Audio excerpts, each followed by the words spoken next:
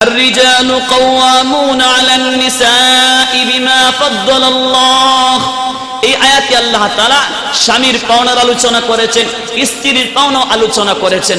তো আমাদের আল্লাহ তাআলা কোরআনে কারিমে যে বললেন লিতাসকুনু ইলাইহা, তোমাদের প্রশান্তির জন্য তোমাদের স্ত্রী সৃষ্টি করেছি, তোমাদের মনের আনন্দের জন্য তোমাদের স্ত্রীকে সৃষ্টি করেছি। আমরা যদি বর্তমান অবস্থার দিকে তাকাই, আমাদের সমাজের মধ্যে কয়টা সংসার, কয়টা দাম্পত্য জীবন এমন আছে যারা প্রশান্তি পাইতেছে? কি বলেন, কয়টা সংসারের মধ্যে শান্তি আছে? স্বামী স্ত্রীর মধ্যে শান্তি কয়টা সংসারের মধ্যে আছে? অনেক সংসার এমন আছে যাদের স্বামী স্ত্রীর মধ্যে কোনো মিল মহব্বত নাই, শুধু ঝগড়া হয়। তো আল্লাহ বলেন প্রশান্তির জন্য স্ত্রী সৃষ্টি করেছি। অশান্তি কেন? প্রশান্তির জন্য সৃষ্টি করেছেন আল্লাহ। অশান্তি কেন? এই প্রশ্নের উত্তর কুরআনুল কারীমে বিভিন্ন আয়াতের মধ্যে আছে, হাদিসের মধ্যে আছে। আমরা এই দাম্পত্য জীবন যে শুরু করি, দাম্পত্য জীবন হয় বিবাহ শাদীর মাধ্যমে। কি বলেন, কথা ঠিক না বেঠিক? বিবাহ শাদীর মাধ্যমে দাম্পত্য জীবন শুরু হয়। আমরা বিবাহ শাদীর মধ্যে ভুল করেছি, আমরা পাত্র বাছাই করার ক্ষেত্রে ভুল করেছি, আমরা পাত্রী বাছাই করার ক্ষেত্রে ভুল করেছি। আল্লাহর রাসূল সাল্লাল্লাহু আলাইহি ওয়াসাল্লাম বলেন তুনকাহুল মারআতু লিআরবাইন লিমালিহা ওয়া লিনাসাবিহা ওয়া লিজামালিহা ওয়া লিদীনিহা ফাজফার লিযাতিদ দ্বীন। আল্লাহ রাসূল সাল্লাল্লাহু আলাইহি ওয়াসাল্লাম বলেন মহিলাদেরকে চারটা জিনিস দেখে বিবাহ করা হয়। এক নাম্বার লিমালিহা, তার সম্পদ দেখে বিবাহ করা হয়। তার সম্পদ কত আছে, সে তাকে বিবাহ করলে গাড়ি দিবে, তার বাসা আছে, তার বিল্ডিং আছে, তার অর্থ সম্পদ আছে, ব্যাংকে টাকা আছে, এগুলো থেকে বিবাহ করা হয়। দুই নাম্বার ওয়ালিনাসাবিহা, বংশমর্যাদা আছে, বংশমর্যাদা দেখে বিবাহ করা হয়। আমি যদি ওই পরিবারে বিবাহ করি, ওই পরিবার হলো চৌধুরী বংশের পরিবার, আমি বাজারে যায়া বুক ফলায়া বলবো আমি অমুক চৌধুরীর মেয়ের জামাই, আমাকে চিনো? সুতরাং বংশমর্যাদা দেখে বিবাহ করা হয়। তিন নাম্বার ওয়ালি জামালিহা, সৌন্দর্য দেখে নারীদেরকে বিবাহ করা হয়। চার নাম্বার ওয়ালি দীনিহা, দিনদারি দেখে বিবাহ করা হয়। আল্লাহর রাসূল বলেন ফাজফার লিযাতিদ দ্বীন, হে আমার উম্মতেরা তোমরা দিনদারিকে প্রাধান্য দাও। চার জিনিস দেখে বিবাহ করা হয়। তবে তুমি আমার উম্মত হিসেবে তোমার প্রতি আমি নবীর আদেশ হলো তুমি দিনদারি দেখে তুমি বিবাহ করো, দিনদারিকে প্রাধান্য দাও। এরপরে নবী বলেন ফাজফার লিযাতিদ দ্বীন তারিবাত ইয়াদাকা, তুমি যদি দিনদারিকে প্রাধান্য না দাও, রাসূল বলেন তারিবাত ইয়াদাকা, তাহলে তোমার হাত ধ্বংস হোক। মানে তুমি যদি দিনদারিকে প্রাধান্য না দাও, তুমি আমার উম্মত হয়ে তোমার সংসার অশান্তির হবে। সুতরাং আমরা যারা ধন সম্পদ দেখে বিবাহ করেছি, আমাদের সমাজে আমাদের দাম্পত্য জীবনে আগুন জ্বলবেই। আমরা যারা শুধু সৌন্দর্য দেখে বিবাহ করেছি, আমাদের পারিবারিক জীবনে অশান্তির আগুন জ্বলবেই। আমরা যারা শুধু বংশমর্যাদা দেখে বিবাহ করেছি, আমাদের পারিবারিক জীবনে আগুন জ্বলবেই। রাসূল বলেন দিনদারিকে প্রাধান্য দাও। তাহলে পাত্রীর বেলায় দিনদারিকে প্রাধান্য দেওয়ার কথা বলেছেন। সমাজের মধ্যে 50% মানুষ এমন আছে যারা দিনদারিকে প্রাধান্য দেয় নাই, দাম্পত্য জীবন শুরু করেছে। রাসূল বলেন তাদের জীবনে আমি নবীর অভিশাপ। এজন্যই আমাদের দাম্পত্য জীবনে 50% মানুষের অশান্তি। দুই নাম্বার হলো নবীজি বলেন তোমরা পাত্র বাছাই ক্ষেত্রে ভুল করেছো। নবীজি সাল্লাল্লাহু আলাইহি ওয়াসাল্লাম বলেন ইযা খাতাবা ইলাইকুম মান তারদাউনা দীনাহু ওয়া খুলুকাহু ফাযাওবিজুহু ওয়া ইল্লা তাফআলুহু তাকুন ফিতনাতুন ফিল আরদি ওয়া ফাসাদুন কাবীর। নবী বলেন ওয়া ইযা খাতাবা ইলাইকুম, হে পৃথিবীর আমি নবীর উম্মতের দলেরা, তোমরা যারা তোমাদের অধীনস্থে মহিলা আছে, তোমাদেরকে যদি এমন ছেলে বিবাহের প্রস্তাব দেয় মান তারদাউনা দীনাহু, যার দিনদারি সম্পর্কে তোমরা রাজি সন্তুষ্ট। দুই নাম্বার ওয়া খুলুকাহু, যার চরিত্র দেখে তোমরা খুশি, চরিত্রের প্রতি তোমরা রাজি, চরিত্র ভালো, দিনদারি ভালো। নবী বলেন ফাযাওবিজুহু, তোমরা তার কাছে বিবাহ দাও। ওয়া ইল্লা তাফআলুহু তাকুন ফিতনাতুন ফিল আরদি ওয়া ফাসাদুন কাবীর। নবী বলেন তোমরা যদি এটা না করো, তাহলে তোমাদের সমাজের মধ্যে ফিতনা হবে, ওয়া ফাসাদুন কাবীর ওয়া ফাসাদুন আরিদ, বড় বড় ফিতনা আসবে, বড় বড় ফিতনা ও শৃঙ্খল সৃষ্টি হবে। তাহলে পাত্রীর বেলায় নবীজি বলেছেন দুই কারণ, একটা হলো সুন্দর চরিত্র, আরেকটা হলো দিনদারি। আর আমরা কি করি? কার বিল্ডিং বড়, কার ব্যাংকের অ্যাকাউন্টের মধ্যে কয়েক লক্ষ টাকা আছে, এরপরে একটা সুন্দর ঘর আছে, আবার একটা বাথরুম আছে, আমার মেয়ে যাতে কোনোদিন খাবারের অভাবে কষ্ট না করে আর পায়খানার অভাবে যাতে কষ্ট না হয়। কে বলেন কথা ঠিক না বেঠিক? এই কারণে আমাদের দাম্পত্য জীবনে অশান্তি। আল্লাহ তাআলা কুরআনুল কারীমের এই আয়াতে বলেন, আর-রিজালু কাওয়ামুনা আলান নিসা বিমা ফাদ্দালাল্লাহু বা'দাহুম আলা বা'দ। আল্লাহ তাআলা বলেন, পৃথিবীর মানুষেরা তোমরা শুনে রেখো, আর-রিজালু কাওয়াম, আমি পুরুষদেরকে কর্তৃত্ব দিয়েছি, পুরুষদেরকে নেতৃত্ব দিয়েছি, আলান নিসা, মহিলাদের উপর। আমি আল্লাহ মহিলাদের উপর পুরুষদেরকে নেতৃত্ব দিয়েছি, পুরুষদেরকে কর্তৃত্ব দিয়েছি, পুরুষদেরকে নেতৃত্ব দিয়েছি মহিলাদের উপর, পুরুষদেরকে কর্তৃত্ব দিয়েছি মহিলাদের উপর, পুরুষদেরকে জিম্মাদার বানিয়েছি মহিলাদের উপর। পুরুষেরা লালন পালন করবে, মহিলারা লালিত পালিত হবে, এই জিম্মাদারি আমি আল্লাহ পুরুষদেরকে দিয়েছি। এখন অনেকেই তসলিমা নাসরিনের মতো প্রশ্ন করবে, আমারও হাত দুইটা, আমারও কান দুইটা, আমারও পা দুইটা, আমারও চোখ দুইটা, আমার অঙ্গ যেমন একজন পুরুষের অঙ্গ তেমন, আল্লাহ পুরুষকে নারীদের উপর শাসক বানায় দিলেন কেন? পুরুষকে নারীদের অধীনস্থ, নারীদেরকে পুরুষের অধীনস্থ বানায় দিলেন কেন? আল্লাহ তাআলা কারণ উল্লেখ করে বলেন, বিমা ফাদ্দালাল্লাহু বা'দাহুম আলা বা'দ।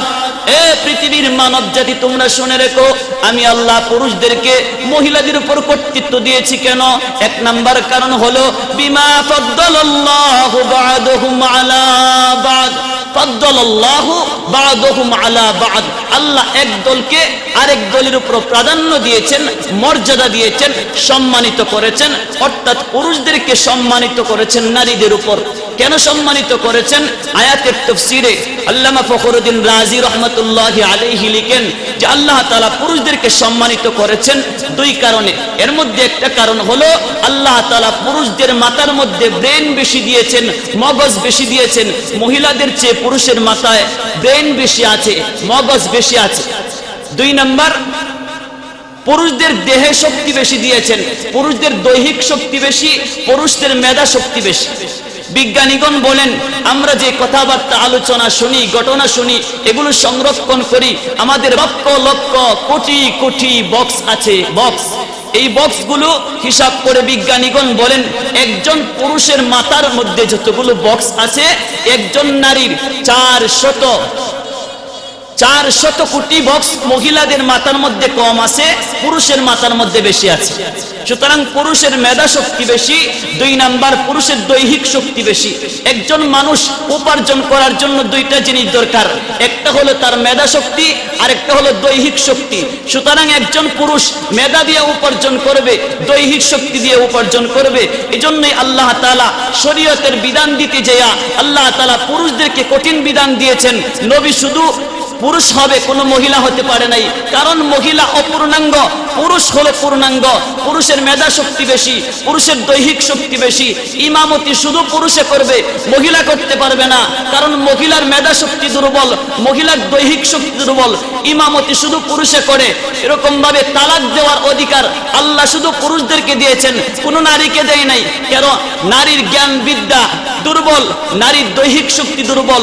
ইতিকাফ শুধু পুরুষেরা করে, কোনো মহিলা করতে পারে না। আল্লাহ তাআলা বিধানগুলোর ক্ষেত্রেও পুরুষদেরকে প্রাধান্য দিয়েছেন। এবার আল্লাহ তাআলা প্রথম কারণ বলেন, আমি আল্লাহ পুরুষ জাতিকে মহিলাদের উপর প্রাধান্য দিয়েছি দুই কারণে। এক নাম্বার কারণ হলো আমি আল্লাহ তাদেরকে শক্তি বেশি দিয়েছি, আমি আল্লাহ তাদেরকে মেধা শক্তি বেশি দিয়েছি, দৈহিক শক্তি বেশি দিয়েছি। দুই নাম্বার আল্লাহ বলেন, ওয়াবিমা আনফাকু মিন আমওয়ালিহিম, ও পৃথিবীর মানুষেরা, আমি আল্লাহ পুরুষদেরকে শক্তি বেশি দিয়েছি, মেধা শক্তি বেশি দিয়েছি। দুই নাম্বার, মহিলারা পুরুষের উপর, পুরুষেরা মহিলাদের উপর রাজত্ব করবে, পুরুষের শক্তি বেশি হওয়ার কারণে, পুরুষের মেধা শক্তি বেশি হওয়ার কারণে। দুই নাম্বার, ওয়াবিমা আনফাকু মিন আমওয়ালিহিম, পুরুষেরা মহিলাদের পিছনে ব্যয় করে, মোহর বাবদ টাকা দেয়, সারা জীবনের জন্য খাবার দিতে হয়, সারা জীবনের জন্য ওষুধ দিতে হয়, সারা জীবনের জন্য বাসস্থান দিতে হয়, সারা জীবনের জন্য কাপড় দিতে হয়। কোনো মহিলার এই ডিউটি নাই স্বামীকে কাপড় কিনে দিতে হবে, কোনো মহিলার এই জিম্মাদারি নাই স্বামীকে বিবাহের মোহর দিতে হবে, কোনো মহিলার এই জিম্মাদারি নাই স্বামীকে ওষুধের ব্যবস্থা করতে হবে, কোনো মহিলার এই জিম্মাদারি নাই স্ত্রীকে স্বামীকে থাকার ব্যবস্থা করবে। এই ব্যবস্থাগুলো আল্লাহ তাআলা পুরুষকে দিয়েছেন। মোহর শুধু পুরুষে দেয়, মহিলা নেয়। থাকার ব্যবস্থা পুরুষে করে, মহিলারা থাকে। ঔষধের ব্যবস্থা সারা জীবন পুরুষে করবে, খাবারের ব্যবস্থা সারা জীবন পুরুষে করবে। সুতরাং যে দেয় সে উপরে, যে নেয় সে নিচে। হাদিসের মধ্যে আছে আল-ইয়াদুল উলিয়া খায়রুম মিন ইয়াদিস সুফলা। আল-ইয়াদুল উলিয়া, উলিয়া মানে ডান হাত, খায়রুম মিন ইয়াদিস সুফলা নিচের হাত। উপরের হাত নিচের হাত থেকে শ্রেষ্ঠ, উপরের হাত নিচের হাত থেকে উত্তম। অর্থাৎ যে দেয় তার হাত উপরে থাকে, যে নেয় তার হাত নিচে থাকে। এজন্য হযরত আবু বকর সিদ্দিক রাদিয়াল্লাহু তাআলা আনহু বলেন, ইয়া রাসূলুল্লাহ, ইয়া হাবিবাল্লাহ, আমি যদি আপনাকে দেই আমার হাত উপরে উঠে যায়, আপনার হাত নিচে নেমে যায়, আমি আবু বকর এটা সহ্য করতে পারি না। আপনার হাত নিচে থাকবে, আমার হাত উপরে উঠবে। সুতরাং আমার সমস্ত সম্পদের মালিক আপনাকে বানিয়ে দিলাম, যখন যা লাগে আমার কাছ থেকে নেবেন, নবী আমার পারমিশন লাগবে না। আমি দিলে আমার হাত উপরে উঠে আপনার হাত নিচে নেমে যায়, এটা আমি আবু বকর সহ্য করতে পারি না। সুতরাং আল্লাহ তাআলা পুরুষকে নারীদের উপর শাসক বানিয়ে দিয়েছেন, নারীদের উপর জিম্মাদারি বানিয়ে দিয়েছেন। দুই কারণ। এক নাম্বার কারণ হলো আল্লাহ তাআলা দিয়েছেন মেধা শক্তি বেশি, দৈহিক শক্তি বেশি। দুই নাম্বার, পুরুষেরা মহিলাদের পিছনে টাকা ব্যয় করে। এবার আল্লাহ তাআলা নারীদেরকে দুই ভাগে ভাগ করেছেন। নারী দুই প্রকার। এক প্রকার নারী হলো সতী নারী, আরেক প্রকার নারী হলো অসতী নারী, নাফরমান নারী, সতী নারী। আল্লাহ তাআলা সতী নারীর দুইটা গুণ বর্ণনা করেছেন। আল্লাহ তাআলা বলেন ফাসসালিহাত, সালিহাত মানে সতী নারী। কানিতাতুন, তারা পরমাবর্তারি করবে। তাফসীরের কিতাবে আছে মুতিআতুন, মুতিআতুন লিল্লাহ, আল্লাহর আনুগত্য স্বীকার করবে, আল্লাহর সমস্ত পাওনা আদায় করবে। এই কানিতাতুনের দুইটা তাফসীর। এক নাম্বার হলো আল্লাহ তাআলা যতগুলো বিধান তার উপরে আছে সে সব বিধান পালন করবে। এর দুই নাম্বার তাফসীর হলো স্বামী উপস্থিত থাকলে স্বামীর সমস্ত পাওনা স্ত্রী পালন করবে। আর আল্লাহ তাআলা পরের অংশ বলেন কানিতাতুন হাফিজাতুন। হাফিজাতুন মানে স্বামী যদি অনুপস্থিত থাকে, স্বামী বিদেশ, স্বামী চাকরি করে ঢাকায়, স্ত্রী বাড়িতে থাকে, আল্লাহ তাআলা বলেন হাফিজাতুল লিল গায়বি বিমা হাফিজাল্লাহ। ও পৃথিবীর জগতের নারীরা, তোমার স্বামী যদি উপস্থিত থাকে তার পাওনা আদায় করো, তার হক পালন করো। তোমার স্বামী যদি বিদেশে থাকে, তোমার স্বামী যদি ঢাকায় চাকরি করে, অন্য জায়গায় চাকরি করে, তারপরেও তুমি তার হক আদায় করো, তুমি তার পাওনা আদায় করো, স্বামীর পাওনা আদায় করো। কানিতাতুন, তাদের পরমাবর্তারি করো, অনুসরণ করো। একটা ঘটনা আপনাদেরকে শোনাইলে বুঝবেন। আমাদের ইতিহাসের মধ্যে একজন বড় বুজুর্গ ছিল, ওনার নাম ছিল ফরিদউদ্দিন আত্তার রহমাতুল্লাহি আলাইহি। আল্লামা ফরিদউদ্দিন আত্তার রহমাতুল্লাহি আলাইহি এত বড় বুজুর্গ ছিলেন, তিনি 40 দিনে একবার খাবার খাইতেন। 40 দিনে একবার খাবার খাইতেন, এত বড় আল্লাহর ওলি। আল্লাহর ওলি সফরের নিয়ত করেছেন, লম্বা সফরে যাবেন। আল্লাহর ওলি সফরে রওনা হয়েছে, হাঁটতে হাঁটতে শরীর ক্লান্ত হয়ে গেল। সামনে একটা গাছ পাইলেন, গাছের নিচে বসে গেলেন। গাছের উপরে কতগুলো পাখি আসিয়া বসলো। একটা পাখি পায়খানা করে দিয়েছে, হুজুরের গায়ে পড়েছে। হুজুর ঘুম থেকে উঠে দেখে আমার গায়ে পাখির পায়খানা। পাখির পায়খানা দেখে হুজুর দোয়া করেন, আল্লাহ সমস্ত পাখি যাতে এখনই মরে জ্বরে পড়ে যায়। আল্লাহ তাআলা আল্লাহর ওলির দোয়া ফিরাইয়া দেন নাই, দোয়া কবুল করে আল্লাহ তাআলা সাথে সাথে সবটি পাখিকে মৃত্যু দিয়ে দিলেন। সব পাখি মরে নিচে পড়ে গেছে। ফরিদউদ্দিন আত্তার রহমাতুল্লাহি আলাইহি ঘুম থেকে উঠলেন, সামনে হাঁটতে শুরু করলেন। আল্লাহ তাআলা তাকে পরীক্ষায় ফেলে দিলেন। আল্লাহ তাআলা বলেন, ও ফরিদউদ্দিন আত্তার, তোমার দোয়া আমি ফিরাইয়া দেই নাই, সমস্ত পাখিগুলোকে আমি আল্লাহ মৃত্যু দিয়েছি, কিন্তু তুমি জেনে রেখো এই পাখিগুলো সৃষ্টি কিন্তু আমি আল্লাহ করেছিলাম। আল্লাহর ওলিকে আল্লাহ পরীক্ষায় ফেলে দিলেন। আল্লাহর ওলির পানির পিপাসা হলো, সামনে যাইতে শুরু করলেন, কোথাও পানি খুঁজে পায় না। যাইতে যাইতে 100 মাইল দূরে গেলেন, পানি খুঁজে পায় না। যাইতে যাইতে 200 মাইল গেলেন, পানি খুঁজে পায় না। 300 মাইল দূরে গেলেন, পানি খুঁজে পায় না। 400 মাইল দূরে গেলেন, পানি খুঁজে পায় না। 500 মাইল দূরে যায় দেখে একজন মহিলা কাকে করে কলসি ভরে পানি নিয়ে যায়। মহিলাকে ডাক দিয়ে বলে, ও মা, আমাকে একটু পানি দাও, আমার জীবনটা বাঁচাই। মহিলা বলে, তোমাকে পানি দেওয়ার জন্য আমার স্বামীর পারমিশন লাগবে। আমার স্বামী পারমিশন দিলে তোমাকে পানি দিতে পারবো না, হয় পানি দিতে পারবো না। আল্লাহর ওলি বলেন, তুমি আমাকে চিনো না, চিনলে পানি দিতে নিষেধ করতে না, আমি আল্লাহর ওলি। মহিলা বলে, তুমি কত বড় আল্লাহর ওলি, তোমাকে আমি চিনি। তুমি 500 মাইল দূরে দোয়া করে পাখি মাইরাইছো, এটা কিন্তু আমি ভালো রকম জানি। মহিলা তার স্বামীর কাছে চলে গেলেন। স্বামীকে যায় বলেন, একজন বৃদ্ধ লোক আমার কাছে পানি চাইলো, আমি তাকে পানি দেই নাই। দেখো তো ওই বৃদ্ধ লোকটাকে। মহিলার স্বামী আসিয়া দেখে তিনি একজন বড় আল্লাহর ওলি, ফরিদুদ্দিন আত্তার রহমাতুল্লাহি আলাইহি। মহিলার স্বামী বলতেছেন, হুজুর, আমি গরিব মানুষ, আমার বাড়িতে আপনি কেন আসলেন? আল্লাহর ওলি বলেন, আপনার বাড়িতে কেন আসলাম পরে বলবো, আপনি আগে বলেন এই মহিলাকে। এই বৃদ্ধ লোক বলে, ওই মহিলার স্বামী বলে, আমি তো, ওই মহিলা হলো আমার স্ত্রী।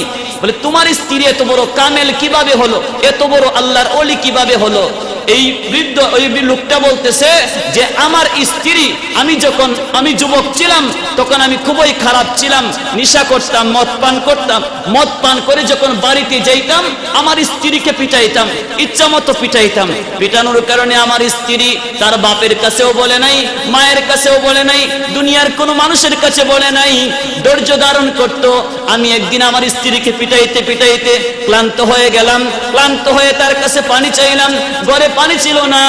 সে পানি আনতে বাহিরে চলে গেল। পানি আনিয়ে দেখে আমি ঘুমায় গেছি। ঘুমানোর পরে আমাকে আর ডাকে নাই। আমি ঘুম থেকে উঠে দেখি আমার স্ত্রী, যাকে আমি এত পিটাই, এত মারধর করে, সে আমার মহব্বতে পানি নিয়ে পাশে দাঁড়িয়েছে। হুজুর, আমার লজ্জা হলো। আমি তার হাত ধরে আমার জীবনের অপরাধের জন্য ক্ষমা চাইলাম। আমার মালিক আল্লাহর দরবারে আমি ক্ষমা চাইলাম।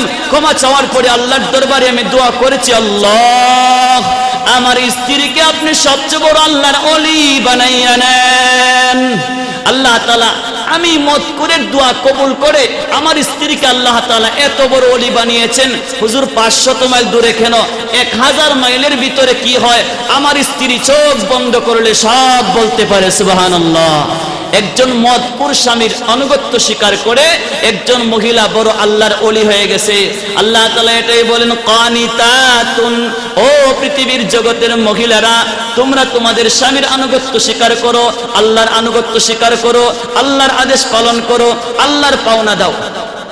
স্বামীর আদেশ পালন করার জন্য আল্লাহ তাআলা বলেন, ফাসসালিহাত, সতী নারী হলো তারা যারা স্বামীর অনুপস্থিতিতেও স্বামীর পাওনা দেয়, স্বামীর উপস্থিতিতেও স্বামীর পাওনা দেয়। হাদিসের মধ্যে আছে, আল্লাহ রাসূল সাল্লাল্লাহু আলাইহি ওয়াসাল্লাম বলেন, মাস্তাফাদাল মুমিনু বা'দা তাকওয়াল্লাহ আল মারআতুস সালিহাতু।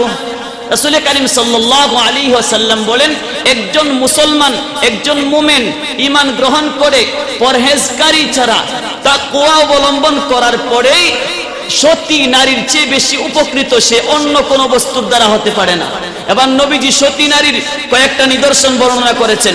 1 নম্বরে বলেন, ইন আমারাহা আতাআতহু, সতী নারী হলো ওই নারী, ইন আমারাহা আতাআতহু, যদি তাকে তার স্বামী আদেশ করে সে আদেশ পালন করে। সুবহানাল্লাহ। ইন আমারাহা, স্বামী যদি আদেশ করে। হাদিসের মধ্যে আছে, রাসূল কারীম সাল্লাল্লাহু আলাইহি ওয়াসাল্লামের হাদিস, ওয়ান আয়েশা قالت كان رسول الله صلى الله عليه وسلم في نفر من المهاجرين والأنصار فجاء بعير فسجد له فقال أصحابه يا رسول الله تسجد لك البهائم والشجر فنحن أحق أن تسجد لك فقال اعبدوا ربكم وأكرموا أخاكم ولو كنت آمر من يسجد لأحد لأمرت المرأة لزوجها ولو أمرها أن تنقل من جبل أسفر إلى جبل أسود ومن جبل أسود إلى جبل أبيض كان ينبغي لها أن تفعله। আল্লাহ রাসূল সাল্লাল্লাহু আলাইহি ওয়াসাল্লাম সম্পর্কে হযরত আয়েশা সিদ্দিকা রাদিয়াল্লাহু তাআলা আনহা বলেন যে রাসূলুল্লাহ সাল্লাল্লাহু আলাইহি ওয়াসাল্লাম মুহাজির এবং আনসার সাহাবীদের মাঝখানে ছিলেন। এই মুহূর্তে একটা উট নিয়ে আসলো, উট নিয়ে আসিয়া নবীজির পায়ে সেজদায় পড়ে গেল। ফাসাজাদা লাহু ফাকালা আসহাবুহু ইয়া রাসূলুল্লাহ, নবীজির উপস্থিত সাহাবীরা বলে ইয়া রাসূলুল্লাহ তাসজুদু লাকাল বাগাইমু ওয়াশ-শাজার, আপনাকে চতুষ্পর্যন্ত সেজদা করে, গাছে সেজদা করে।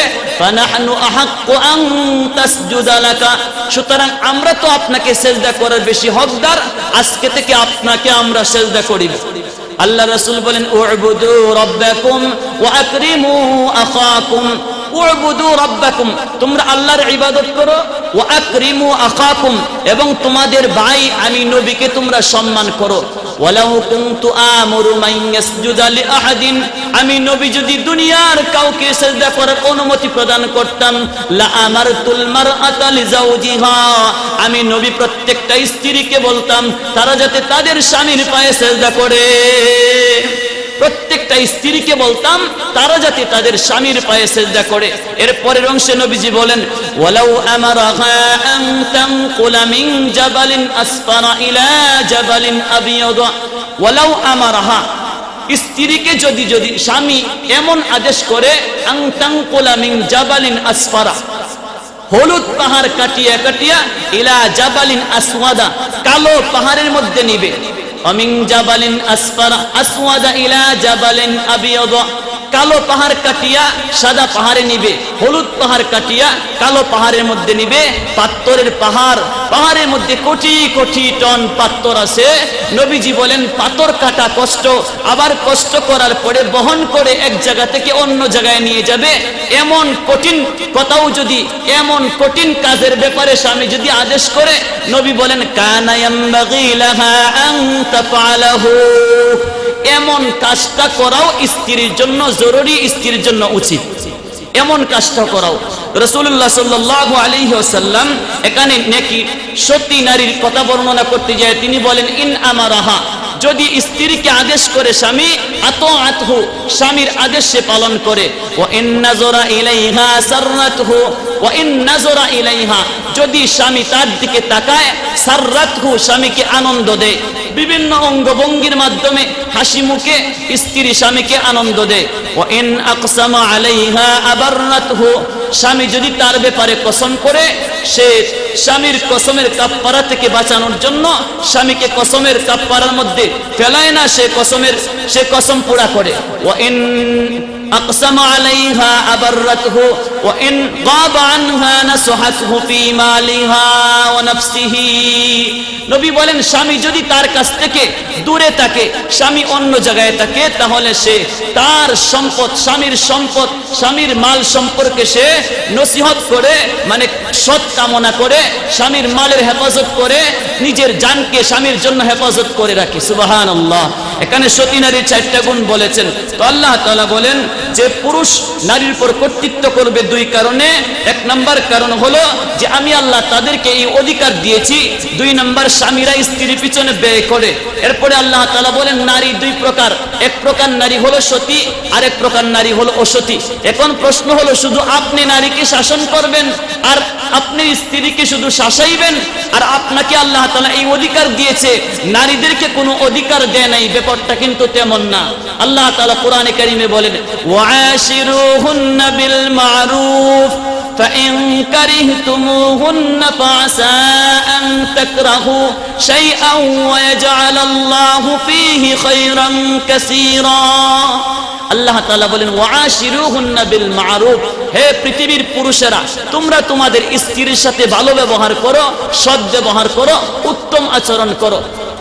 ফাইন কারিহতুমুহুন্না ফাআসা আন তাকরাহু, তোমরা যদি স্ত্রীকে কারিহতুমুহুন্না, কোন কাজে তুমি তাকে অপছন্দ করো, তার কোনো কাজে তার কোনো কথায় অপছন্দ করো, আল্লাহ তাআলা বলেন ফাআসা আন তাকরাহু শাইআন ওয়া ইয়াজআলাল্লাহু ফীহি খায়রান কাসীরা। তুমি যদি নারীর কোনো কথায়, তুমি যদি তোমার স্ত্রীর কোনো কথায়, কোনো কাজে তাকে অপছন্দ করো, আল্লাহ তাআলা বলেন ফাআসা আন তাকরাহু শাইআ, হয়তোবা তুমি এমন জিনিসকে অপছন্দ করেছো, আন তাকরাহু শাইআন ওয়া ইয়াজআলাল্লাহু ফীহি খায়রান কাসীরা।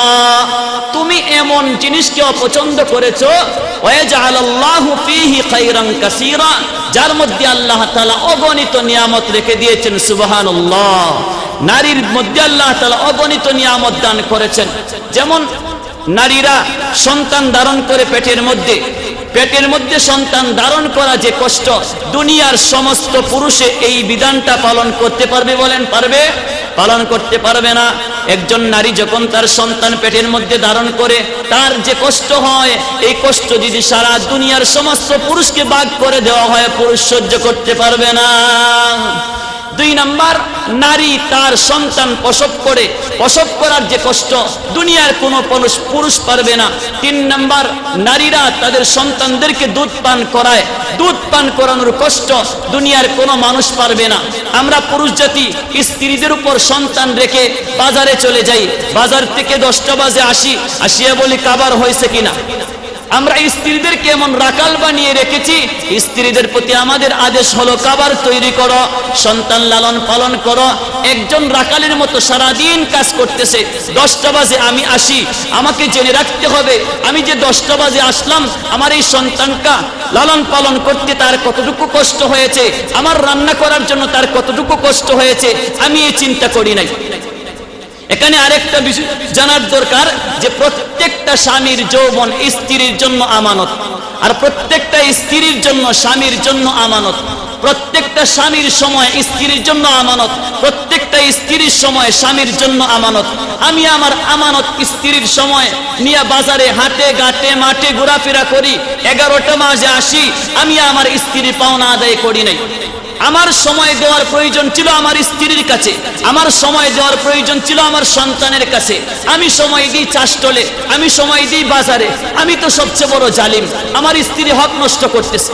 আমরা বাজারে হাটে ঘাটে মাঠে বসে সময় কাটাচ্ছি, স্ত্রী রান্না বান্না করতেছে, খাবার পাকাইতেছে, সন্তানের কষ্ট সহ্য করতেছে, আবার সন্তানকে দুধ পান করানোর কষ্ট সহ্য করতেছে। আমি স্ত্রীকে রাখাল বানিয়ে দিয়েছি। আল্লাহ বলেন না না, ব্যাপার কিন্তু তেমন নয়। ওয়াশিরুহুন্না বিল মারুফ, ও পৃথিবীর পুরুষেরা, তোমাদের যেমন অধিকার তাদের মধ্যে আছে, তাদেরও অধিকার তোমাদের মধ্যে আছে। তাদের সাথে সদ্ব্যবহার করো, সদ্ব্যবহার করো। সদ্ব্যবহার কিভাবে করবেন? হাদিস থেকে জানা যায়, হযরত আয়েশা রাদিয়াল্লাহু তাআলা আনহা বলেন, নবীজি আমাদের সাথে সদ্ব্যবহার করতেন। নবীজি সব সময় আগে আগে সালাম করতেন। আমি আয়েশা নবীজিকে কোনোদিন সালাম দিতে পারি নাই, নবীজি আগে আগে আমাকে সালাম করতেন। 2 নাম্বার হলো, নবীজি আমরা একসাথে বসে নবীজির সাথে খাবার খাইতাম। 3 নাম্বার, নবীজি আমাদের কাজে সহায়তা করতেন। এই 3টা সুন্নত হাদিস থেকে জানা যায়। তো আল্লাহ তাআলা বলেন, আর রিজালু কাওয়ামুনা আলান নিসাই বিমা ফাদ্দালাল্লাহু বা'দাহুম আলা বা'দিন ওয়া বিমা আনফাকু মিন আমওয়ালিহিম فالصالحات قانتات حافظات للغيب بما حفظ الله واللاتي تخافون হে পুরুষেরা, পৃথিবীর পুরুষেরা, ওয়াল্লাতি তাখাফুনা, তোমরা যদি ভয় করো, ওয়াল্লাতি তাখাফুন, তোমরা যদি ভয় করো, নুশুজাহুন্না, কিসের ভয়? নাফরমানির ভয়, স্ত্রীর নাফরমানির ভয়, স্ত্রীর অবাধ্যতার ভয় যদি তোমরা করো, তাহলে তোমরা 3টা মিশন চালু করো। আল্লাহ তাআলা বলেন, ফাইজুহুন্না, তোমাদের স্ত্রী যদি অবাধ্য হয়ে যায়, তোমাদের কথা না শুনে, তোমাদের সন্তানকে দেখাশোনা করে না, তোমাদের খাবারের ব্যাপারে সে যত্নবান নয়, তোমার বিভিন্ন দায়িত্ব সে পালন করে না, আল্লাহ তাআলা বলেন যদি এমন ভয় তোমরা করো, নুশুজাহুন্না ফাইজুহুন্না, তাহলে প্রথমেই তোমরা ওয়াজ করো। আল্লাহ তাআলা স্বামীকে আদেশ করেছেন ফাইজুহুন্না, তোমরা ওয়াজ করো। আমাদেরকে আল্লাহ তাআলা বক্তা বানিয়ে দিয়েছে, তোমরা ওয়াজ করো। কি ওয়াজ করবে? তাফসীরে কিতাবে আছে, আয়াখাবিফুহুন্নাল্লাহ, তোমরা আল্লাহ তাআলার আযাবের ভয় দেখাও। স্ত্রীকে বলো, আমার স্ত্রী শোনো, আল্লাহর বিধান পালন করা আল্লাহ যেমন ফরজ করে দিয়েছেন, নামাজ পড়া যেমন ফরজ, রোজা রাখা যেমন ফরজ, হজ করা যেমন ফরজ, আমি স্বামীর পাওনা আদায় করাও তোমার প্রতি তেমন ফরজ। আল্লাহ তাআলা আল্লাহর পাওনার আলোচনাও করেছেন, আমি স্বামীর পাওনাও আলোচনা করেছেন। সুতরাং স্বামীর পাওনা আদায় না করলে তুমি জান্নাতে যাইতে পারবে না। এক হাদিসে আছে রাসূল করিম সাল্লাল্লাহু আলাইহি ওয়াসাল্লাম বলেন, সালাসাতুন লা ইউকবালু লাহুম সালাতুন ওয়া লা তুসআদু লাহুম হাসানাতুন আল আবদুল আবিকু হাত্তা ইয়ারজিআ ইলা মাওয়ালিহি فيدعو يده إلى أيديهم والمرأة الساخط عليها زوجها والسكران حتى يصحو। নবী বলেন তিন ব্যক্তির দোয়া আল্লাহ তাআলা কোনদিন কবুল করে না। সালাসাতুন লা ইউকবালু লাহুম সালাতুন, তাদের কোন নামাজ আল্লাহ কবুল করেন না। তিন শ্রেণীর মানুষের নামাজ আল্লাহ কবুল করে না। ওয়ালা তুসআদু লাহুম হাসানাতুন, তাদের কোন নেকি আকাশের মধ্যে ওঠে না। এক নাম্বার হলো আল আবদুল আবিকু হাত্তা ইয়ারজিআ ইলা মাওয়ালিহি ফায়াদউ ইয়াদাহু ইলা আইদিহিম। নবী বলেন আল আবদুল আবিকু, একজন গোলাম, বাগরা গোলাম, তার মালিক থেকে সে পলায়ন করেছে। নবী বলেন যতক্ষণ পর্যন্ত তার মালিকের হাতে ধরা না দিবে ততক্ষণ পর্যন্ত তার কোনো নামাজ কবুল হবে না। জোহরের নামাজ কবুল হবে না, আসরের নামাজ কবুল হবে না, জুমার নামাজ কবুল হবে না, তার কোনো নামাজ কবুল হবে না। ওয়ালা তুসআদু লাহুম হাসানাতুন, এবং তার কোনো নেকি আল্লাহর আকাশের মধ্যে উঠবে না। এক নাম্বার হলো বাগরা গোলামের কোনো নামাজ কবুল হয় না, বাগরা গোলামের কোনো নেকি আকাশে কবুল হয় না যতক্ষণ পর্যন্ত তার মালিকের হাতে ধরা না দিবে। দুই নাম্বার হলো ওয়াল মারআতু সাখিতু আলাইহা যাওজুহা। ওয়াল মারআতু সাখিতু, ওই স্ত্রী, ওই মহিলা যার প্রতি তার স্বামী নারাজ, নবী বলেন এই মহিলার কোন নামাজ আল্লাহ তাআলা কবুল করেন না, এই মহিলার কোন নেকি আল্লাহর আকাশে ওঠে না।